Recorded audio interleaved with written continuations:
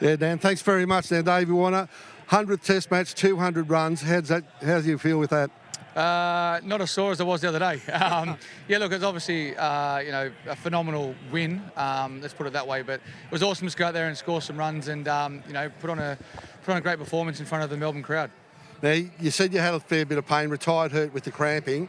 How much did that affect you? Because from about, I reckon, 120 onwards, it was a stinking hot day, and you got through it, but you just succumbed when you got to 200. How difficult was it batting in that heat? Yeah, it was. It was extremely difficult. I think more because I probably did a lot of running early doors. And in the latter stage, me and Smudge just said to each other just to try and cool it down a little bit.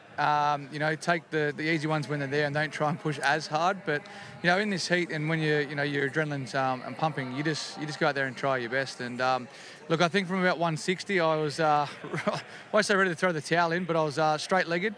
I think I swept one and then I pulled at my hamstring.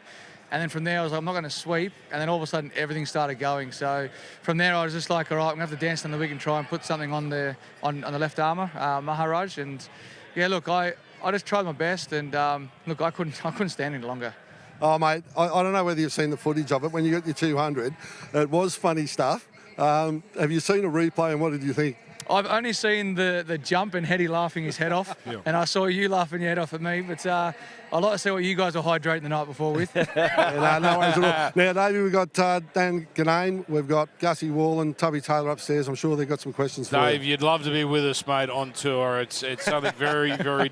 Mate, you look like one of those inflatable air dancers outside a used car sales lot. But, mate, congratulations. You can get graphic because it's Triple M. What was happening once you went back in the sheds? Because I imagine they put you on a drip, and I imagine it might have got quite ugly in there. There was a few censored words, that's for sure. And then obviously when Greeny got hit, I was still on the table, and I was like, where's my support down here? Every time I went to get off the bench, I fell down.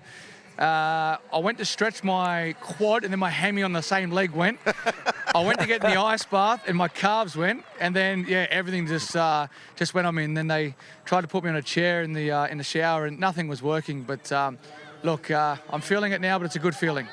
Davey, congratulations, mate, on that innings. And I'd like to know, when you did get home, you've obviously did the physio, massages, all those sorts of things. You got home, you're sitting back in the hotel room, and you reflect on that innings. What were the thoughts that went through your mind when you reflected? Was it relief? Was it pride? What was going through your mind when you thought back on making it 200 when you entered the game under a fair bit of pressure?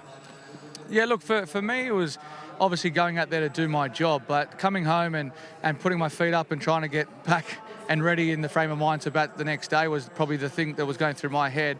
I think sort of like last night, it probably sunk in a little bit more when I saw my mum and dad. We went out for dinner and a beverage. I couldn't even think about that the night before. But yeah, it was overwhelming. 100th Test match, back up against the wall stuff, and everyone is entitled to their opinion with saying that I'm probably past it. But at the end of the day, I feel so fresh. And in my mind, I'm pretty resilient, and I just want to come out here and try and execute as best I can. And I was just so happy I was able to do that in front of my family and friends. Davey, the most important role you have, we know that, as being a dad and a husband. And we saw the next day you're having a swim with your daughters and stuff. That really brings you back down to earth and makes you realise what your important stuff is, isn't it? But what a wonderful, wonderful family you have that just keeps you grounded and keeps you going and keeps you fit. Yeah, 100%. And I think for me, it was trying to get in there and recover, but the kids just thought it was action time. So, you probably saw there, I wasn't going to let my eldest beat me in a swimming race, that's for sure. But yeah, obviously, Candice was probably the biggest one there. She pretty much told me to go to the pool, so I would have been happy to get up and just stretch. But as the person that she is, she wanted me to recover and get ready for another big day of batting. Well, you've proven you've still got it as a batsman. I don't know if you've still got it in terms of sense of humour. What was doing with that Bali stuff, mate? Well, Davey, I mean, I love you. You put your hand in your pocket for me. You bought me a great dinner a couple of weeks ago, so I got nothing but good things to say. But what was doing with trying to convince people you'd flown out of the country? You're a cowboy. What are you doing? No, look, if I'm gonna be brutally honest, our babysitter, who's our family friend, her and her boyfriend are here at the moment. They managed to fly in from Bali. Yes. we finished that test match early, and I was taking the mickey out of them to say that we're coming over and you have to look after the kids and ruin their holiday. So it didn't really enter my mind to actually take the mickey out of everyone, but it sort of played in my hands. And I sort of had a little chuckle to myself, asking who was going to get sacked from the media's point of view, because it was poor journalism in my seat. I never fell for it. Hey, can I ask you one semi-serious question? Oh, here we go. No.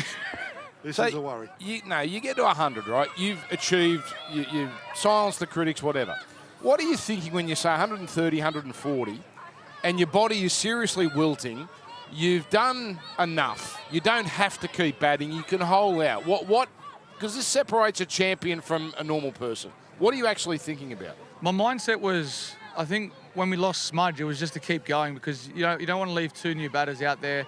Norkia was obviously bowling high 150s, and it was a difficult spell that we faced when I was in the 80s. And you don't want to let the team down, and that was all I was thinking about, was making sure that I could get to a point where I had nothing left. I literally had absolutely nothing left. The other thing in my mind was, has anyone ever retired with a cramp in Australia? So that was in the back of my mind, and I played in some hot days. So I didn't want to be the first, and I think I might be. That's right. When you got 200 next to your name, it's okay.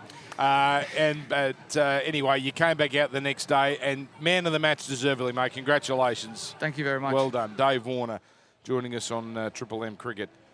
There you go. Yeah, fantastic, and he deserves that. Wonderful. Like Tubby said to him, he came in under pressure, and he knew it in his own. He's got self-belief, hasn't he, Tubbs? And he certainly now can write his own story. He's going to have the third Test match, 101 in Sydney. Then he's got India. He can decide now. Yeah, that's exactly. It'd be interesting to see what he does too, because there's India coming up, and then the Ashes.